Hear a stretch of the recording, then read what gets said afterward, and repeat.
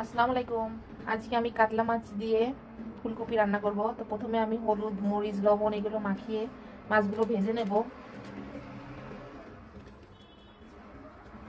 সবগুলাই গাদা, পেটি নাই একটাও।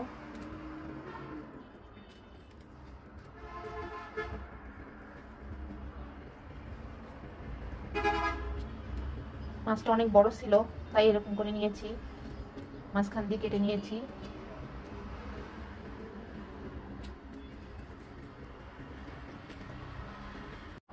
এবার আমি প্যানে তেল নিয়ে নিলাম আর এই মাছগুলো দিয়ে দেবো।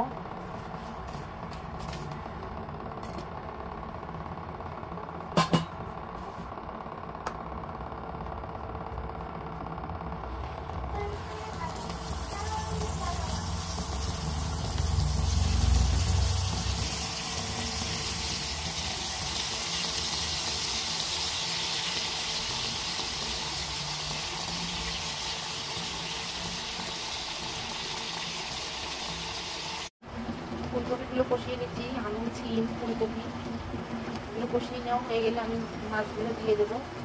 শীতের দিনে আলু, সিম, ফুলকপি এগুলো মজাই লাগে মাছ দিয়ে রান্না করলে।